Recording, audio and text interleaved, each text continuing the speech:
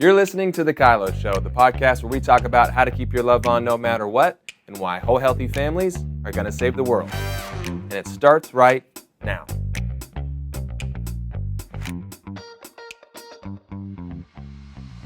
Hello and welcome to The KYLO Show and welcome to 2023.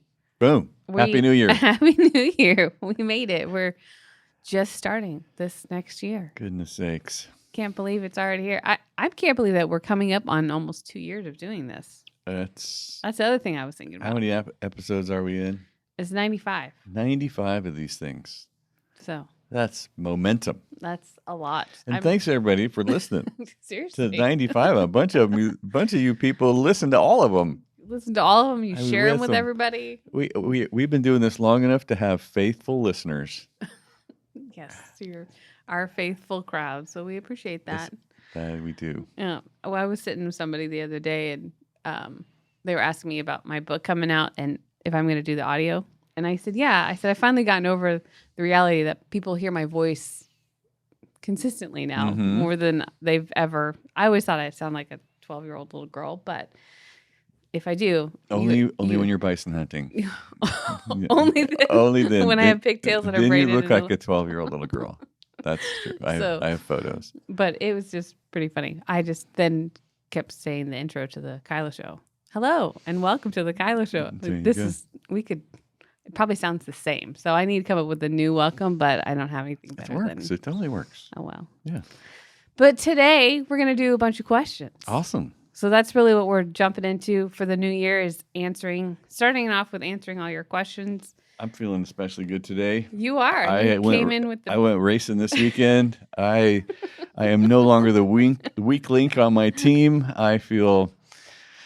I don't successful. feel. Yeah, I know. It's so interesting how going out on that racetrack just equalizes you with the younger men.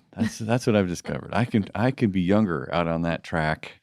It's just my foot, my eyes, my hands, and I'm not out on that track, so I don't really know at all what that feels like. But you are.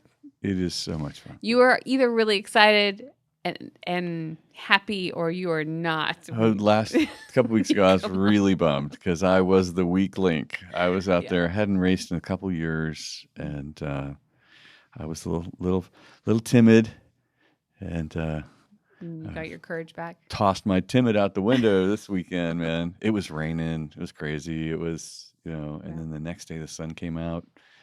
You shave 50 seconds off your lap time. You're like, that's pretty good. And the best guy is the only one that beat me. Everybody else is, trying to catch me. It was super fun. And, I don't know what that relates to the KYLO or Whole and Healthy, except for just my mood. It's just a mood influencer. There you go. Great. Well, this will be really fun then to answer questions because he's really excited and happy. Can't wait. So on that note, we should welcome Amanda is the first one up for 2023. Here we go. Come on, Amanda. Hey, guys. I was curious to get your thoughts on how you might handle conversations with people who might not have the same spiritual beliefs that you have, but you still want to stay in friendship with them. I've gone through a season where I feel like God has been placing me around other believers who don't believe the same thing, and so I've been trying really hard to hear them fully and to understand where they're coming from and to try to see the perspective that they have, especially with them pointing to specific scriptures and just having a certain belief. And so I've been trying to listen and understand, but in that I feel like I get tossed around and confused. And so I was just wondering, how do you listen to someone and hear them out fully, but not lose the integrity of what you believe while still being open and humbled to the idea that you might be off, even if you can't fully articulate why. I hope that makes sense. Would love y'all's thoughts. Makes sense. Yeah, sounds like she's got herself in a work environment or a new church environment or something that she's been called. That's what she said. She's found herself in some new relationships. Mm-hmm. Mm-hmm. But Well, I think if you put somebody in a race car with you, it'll change their beliefs right away. They'll be just they'll be agreeing with you all day long. Actually, I think that this is probably one of the biggest problems in our day is that we really do not know how to keep our love on with people who disagree with us. We don't know really what a culture of honor is. And if I sift through relationships looking for myself, like I love all the me in you. If that is my standard of righteousness or even truth, then basically what I'm saying to everyone around me is I'm right and you're not. I'm valuable and you're not. Now, nobody's purposefully doing that, but the whole cancel culture thing is that, is if I can't find me in you, you're not worth having around. And I don't understand where we perpetuate that. I understand where we get it. We get it from self-consciousness, self-preservation, sure, over valuing ourselves. I get where we find it, but the more we mature our love, the more I can look at you and think, you're nothing like me, and yet you are still created in the image of God, and you're worth dying for. And when Jesus was asked by his disciples, what must we do? What do you want us to do? He said, believe. He didn't say, believe the exact same thing. He essentially was going after, believe in me. Yeah. And then I think from there, we've run into a bunch of very scared leader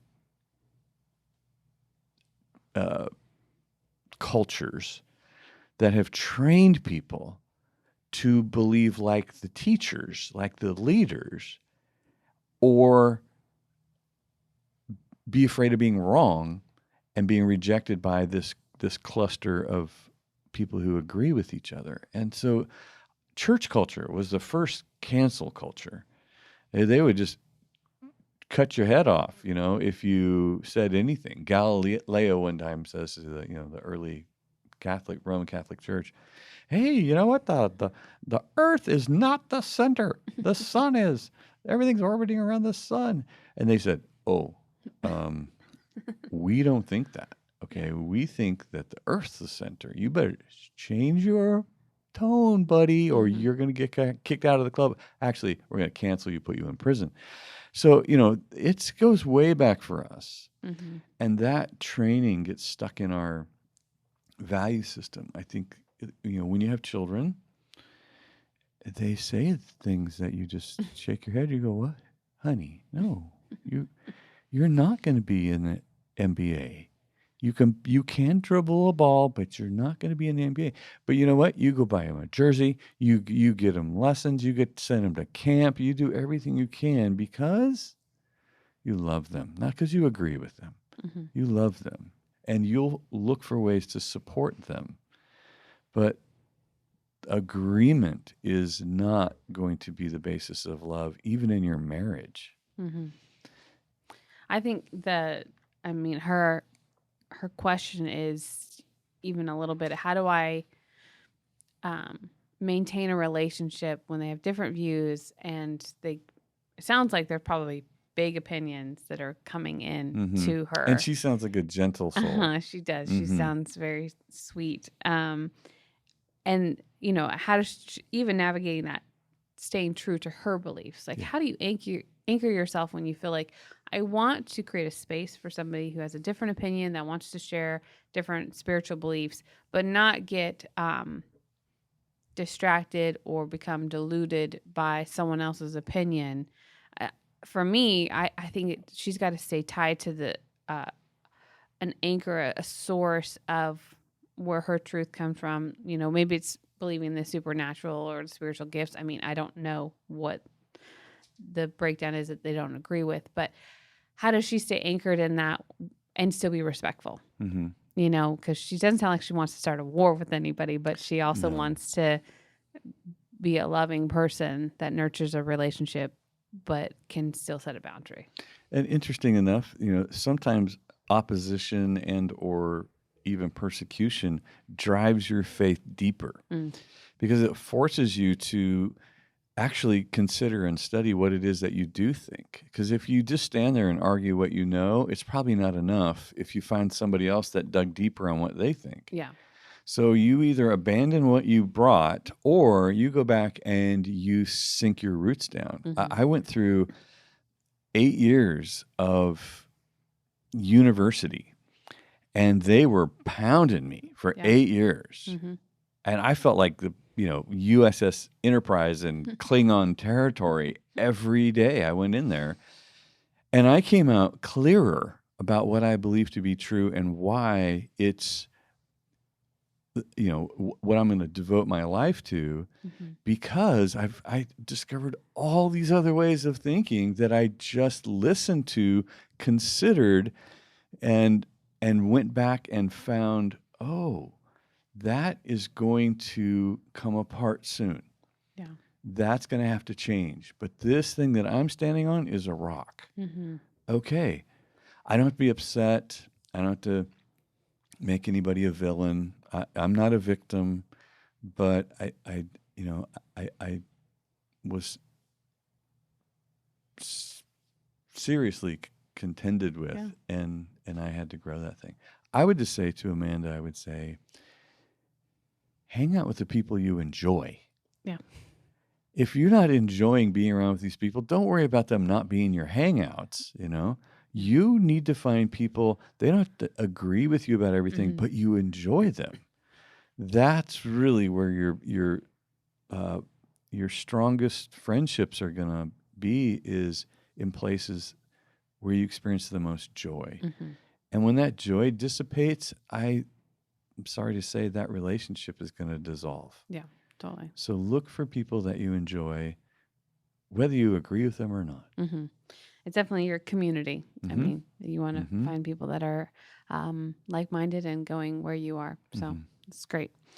Awesome. Well, good question, Amanda. Way to start us off. We're going to read some questions as well today, because you guys got to keep bringing us questions. We love it. So you're going to go to thekyloshow.com and submit your question or your testimony there, or other emails, stuff like that. But we prefer to hear your voice because it's a lot more fun. So I'm going to read a question that somebody sent us in. Unfortunately, I don't know who it is, but it says, what if you ask for feedback from leadership and they refuse to give you feedback? What do you do then? That's all I got. I don't have any more than that. This is why we love for you to record it and explain it a little bit more. But I'm guessing they're trying to grow, and they keep asking for, tell me what I'm doing wrong or tell me what I'm doing good, and they're not really getting much. Well, I mean, if you were to walk up to your boss and say, would you please speak to me in Portuguese? And they don't. Does that mean they're doing something wrong? No, it probably just means that they don't know how to give you what you're asking for. And this is not a feedback culture. If the leaders don't know how to give feedback without feeling like they are hurting you or they have to be upset or whatever, I think all you've discovered is that you're in a culture that's not a feedback culture. Mm-hmm. Is there a way to help that person give feedback? And my mind goes super practical to asking the questions like, hey, if I ask you how well this event went and if there's anything I could change, would you be comfortable with giving me a few things? Could you break it down instead of just saying, do you have feedback for me? Does that feel less scary potentially? I don't know. I that's what I immediately think about. If the word feedback terrifies everyone, could you break it down to smaller questions? Yeah, that could be a great approach. Just asking better questions. Mm-hmm. That's totally what I go to. I'm like, maybe it's just a different question. Feedback can be so scary for someone that thinks it's harsh or it's going to be hurtful. Yeah, and then you better be ready to say, wow, thank you so much. That helps me so much. That was awesome, beautiful, wonderful. Because when they come across with, yeah, it was great. It was great. I think we did a great event. There were a couple things that went wrong. Some of the things just drive me nuts, and well, it's anything I'm doing drive. No, I still like you. No, I mean, that could be what you run into is if I have any feedback for you, I'll bring a flamethrower. Mm. And when they do, you better be ready to say thank you so much for that. Yeah. And listen better than they talk. Sure. Because this is where you discover why this is not a feedback culture, because the only people that get it are on the verge of losing their job. Sure. I always love your analogy of feedback is the tissue. You always take this tissue, like the whole sheet tissue is feedback, and then you just peel off the tiny little corner, and somehow you always do a magic trick, and it looks like you're eating it. I know. You never eat it, but it always looks like it. And it's more about looking at the information you've been given and seeing where you can see, oh yeah, I didn't execute that well. But even in that, you have to be willing to be honest with yourself. Right. I mean, you have to be looking for it. You have to be hungry to learn. You have to see areas where you don't have it together or you need to improve. Mm-hmm. And that takes a certain amount of confidence and courage and humility. Like, I actually want to adjust if is needed. Yeah, totally. Well, feedback's a good thing. Mm-hmm. We don't have any more than that question around feedback, so we'll just move on to the next one. And the next question comes to us from Jocelyn. Hello, Danny and Brittney. I've been watching or listening to your show for some time now, and I've heard often you talk about asking good questions in regard to helping someone see their problem if they don't see it. I wanted to ask specifically about how would you ask a question to somebody that you may not have a close relationship to, but that you see red flags in their relationships or in their lives, but you don't necessarily want to give them empty advice or give them advice if they don't want to hear it. How would you go about that problem, and what kind of questions would you ask in that situation? Thank you. It's hard to really give a heartfelt walk with you through a problem with someone you don't have a deep relationship with. Mm-hmm. It's like the analogy that instantly pops into my mind is, I have this, my barista that I see every week, multiple times a week. And I learned about her life, and her boyfriend sounds like a jerk and she needs to be done. And I've known the heartache that she's had because I've been going to this coffee shop for years. And I just want to tell her, but I don't actually have any relationship with you outside of this exchange. And so the ability to really see fruit come from it, this is just shy of like a miracle of it really taking root, because I don't know if you actually want help or I'm just a place to process. Mm-hmm. That's a hard place to navigate. And that's kind of what I hear a little bit in her question is it's this distant kind of relationship, not really, but you've got really good information that you want her to have, but what do you do in that tension? The key really is to lean into communicating that you care about this person, that that you're willing to listen 90% more than you are willing to advise. But you can ask a question in such a way that it impacts them like advice. Yeah. You know, are you feeling connected in your relationship with this person? When they talk to you like that, does it feel respectful, or did that hurt? You know, and they begin to counsel themselves, really, because they begin to say, I feel disconnected and hurt. Yeah. And so have you communicated it like that, or are you just giving the same thing back to them? You know, and eventually they have a movie going on in their head because of the questions that you're asking. And a lot of this is practice. I mean, a lot of it really does come from being so comfortable not giving advice, being just so ready to not spout your opinion and let somebody actually think in front of you and not have to solve it for them, or not steer them, or not, you know, issue directions and instructions. And if you can practice on kids, it's the most fun is asking kids, because we look at children like, I want you to learn. I want you to think. I want you to problem solve. We look at adults like, you should know this already. What is the matter with you? So if you're not very connected to this person, they don't have much to lose by rejecting your advice. Totally. So become very valuable by being a great listener, and ask them if you're hearing them correctly the whole time they're talking.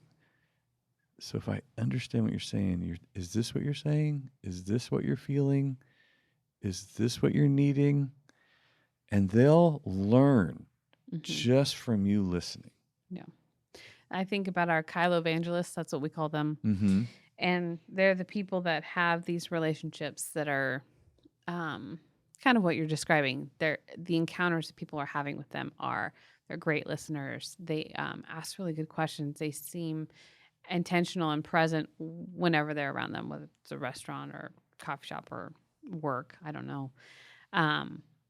But because of their stewarding of the relationship at this level, and the questions and the availability of being present in that moment, there's been a lot of people that have gotten an invitation to go deeper, and that's usually when they give away Keep Your Love On as why don't you start here? And then you get to actually see, is this person really wanting change? Are they really wanting to go deeper? Because then they come back to you and go, okay, I read this book.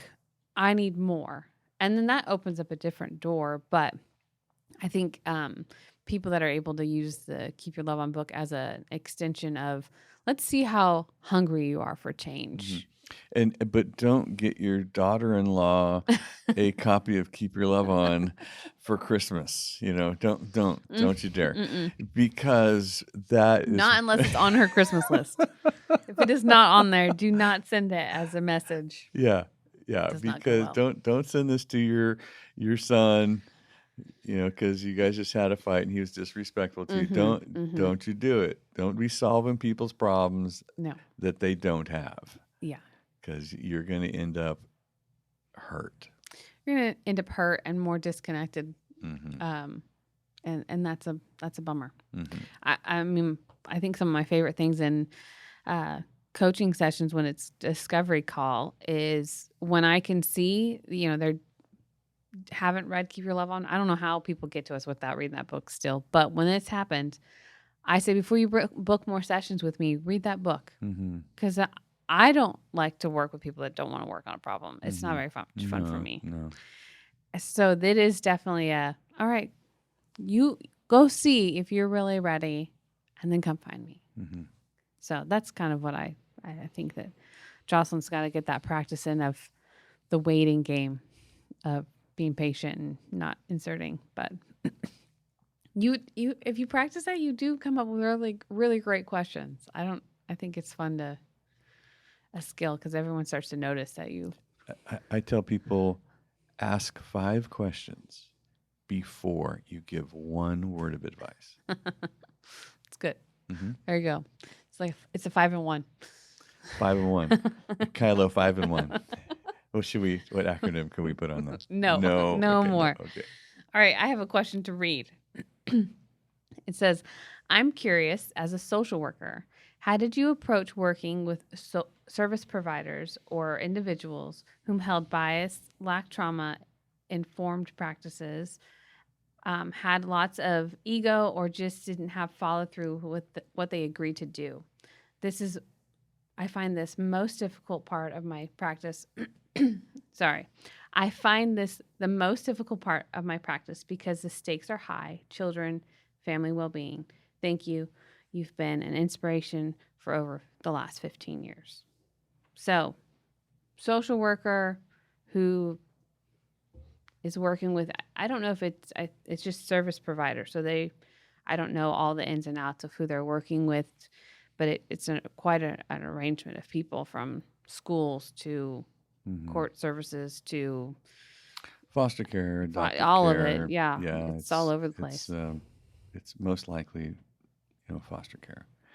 But well, there are standards, and there are things that people are accountable to, but there are so many ways to get around it, below the standard. Because when you read that standard, you think 8, 9, 10. When they read that standard, they think 4, 5, 6. Yeah.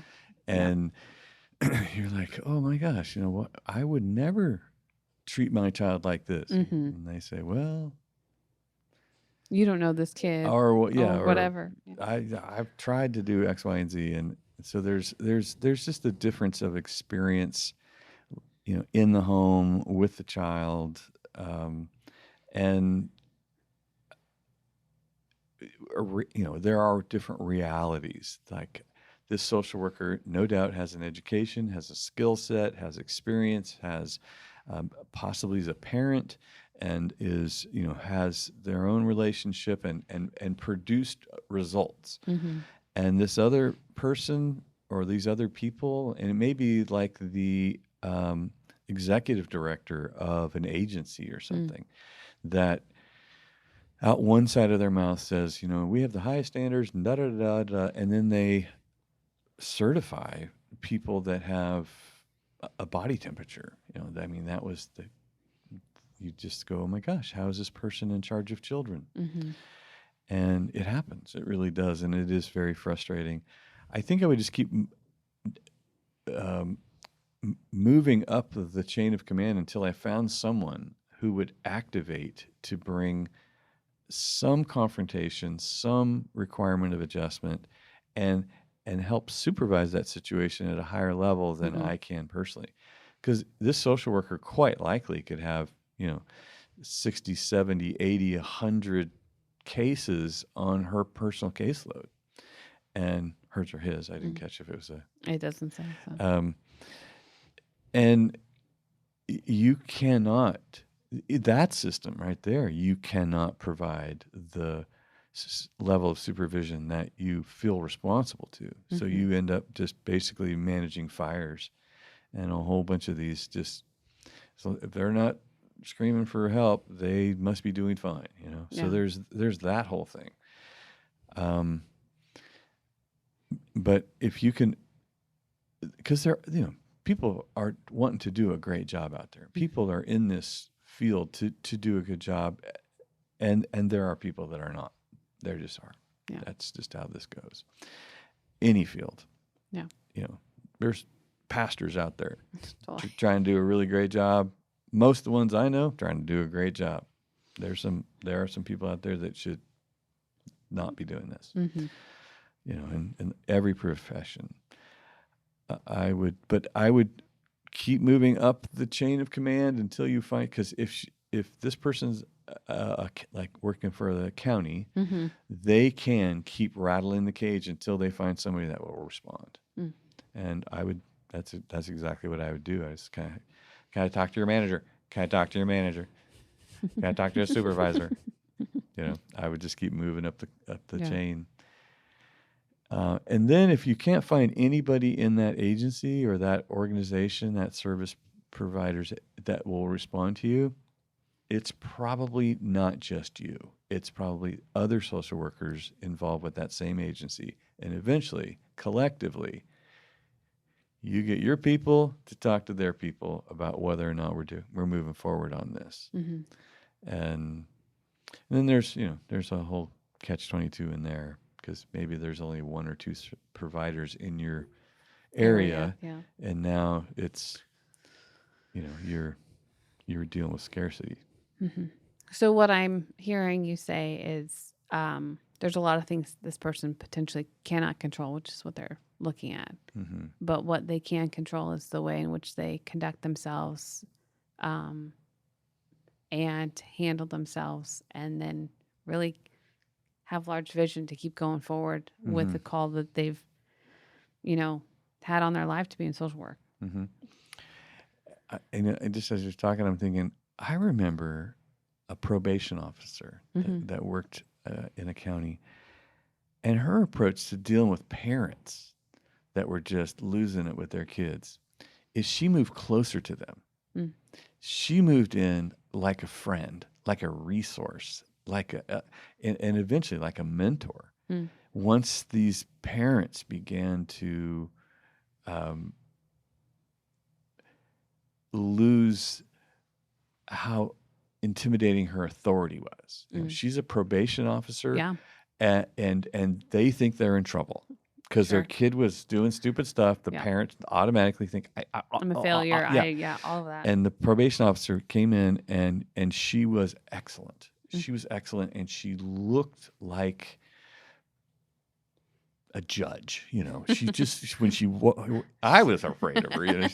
And she would just lean in and listen to them and support them and eventually inspire them to get in classes and so that's another really helpful approach, is to move towards them in the relationship. I probably should have started there, but that might be something that we just don't expect. Is they don't know what to do.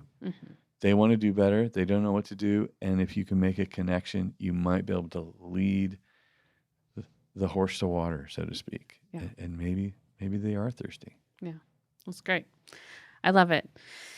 I think that, there's a lot of social workers or people that work in services that help people that I think find us because we are in the people business. Yeah. And it's always interesting to me, especially, we have our KYLO community where we've got a lot of nurses or social workers or counselors. We have just a really large community of people that are in the service professionally for serving people. Yeah.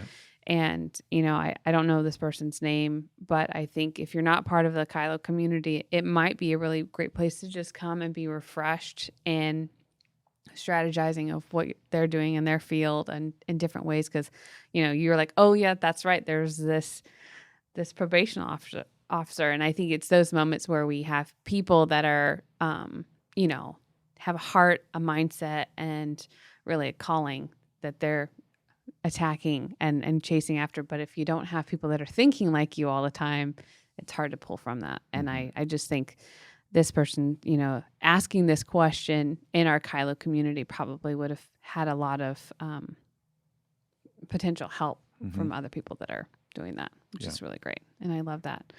So, if you haven't heard about KYLO community, it is this place that we are just really gathering people that are doing the KYLO 5, that are doing all the things. We're going through all the Life Academy courses. It has all these different things available to them in it, and it's really powerful.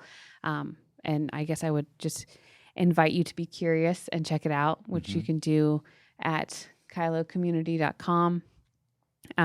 It just has some really great opportunities And it's a fun place to see what is coming out of. And it's it's a benefit for our donors. Yeah. Like we've a donation of $25 a month, Mm-hmm. recurring, gives you access to this whole community, the input of our team, the a trek through the Life Academy, kind of a guided tour. We have a once a month event that I show up and I teach and train, and our KYLO coaches jump in the breakout sessions, and then we get to ask. The group gets smaller and it gets more intimate. Totally. And there's lots of really great discussions. Yeah, and I think that's the fun part is those who choose to join us on those calls. It's a Zoom call, so we get to see your faces, and then you get to go into a group, and it's this. We're taking our heart is the KYLO community that has been a following of the show would get to be activated and seen and helped in these smaller settings. So. Yep, it's just like-minded people that are dedicating themselves to whole, healthy families are going to save the world. That's it. And it's super fun. Yeah. Well, we're going to jump into our testimony, so we'll be back in just a second.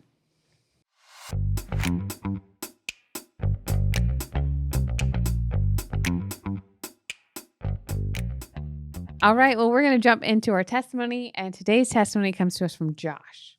Hi, Danny and Brittney.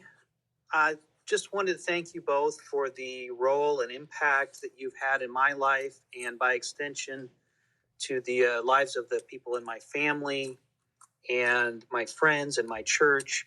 Just so grateful for the KYLO principles and just the wisdom and the love that you guys have taught me.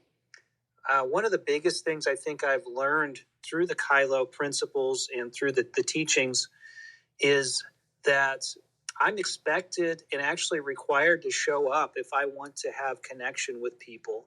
And what I mean by that is it's okay for me to have needs. I think I used to have this idea that if I was a good Christian, my needs didn't matter at all.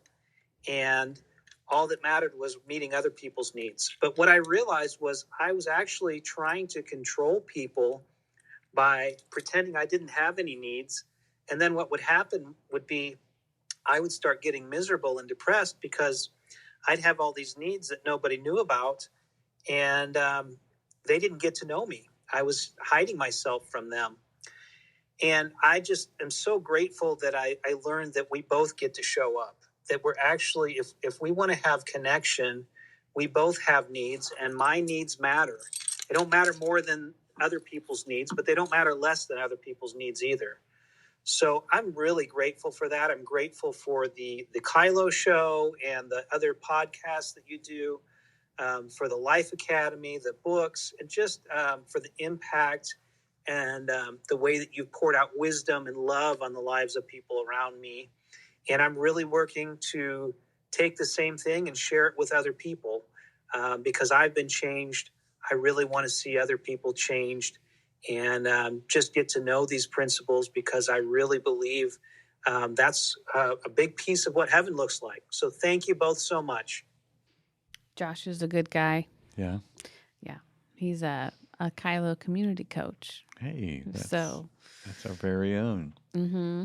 And, he's telling y'all, hey, it's good stuff. It's changed his life. I mean, I think he was a pastor for a while. Still is. Yeah. Okay. Mm-hmm. So just the revelation of learning how important your needs are, and just game changer. I think, what he was already naturally really great at just got better. Mm-hmm.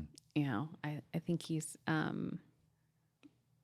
just changing his life, his whole family's life. So fun. There is a kind of a deceptive quality about die to yourself. That whole idea of you got to die to yourself. They're like, well, yep, that's true. In his case, it was die to his fear of rejection. It wasn't stoke the fear of rejection. Some people, it's die to your demand, and learn to humble yourself and serve. But for other people, it is die to your terror of rejection and or invalidation. So stepping in with courage and or stepping in with humility is different forms of dying to yourself. Mm-hmm. Yeah. Well, I think Josh reminds me of Ben a little bit, and the journey that Ben's had to take on, really being so powerful and keeping his needs on the table. Mm-hmm. And I know what it did for us, and I know what it did for our family and our kids, and I know what it's going to continue to do. So I think that I'm just excited for what Josh has brought to the table for his family.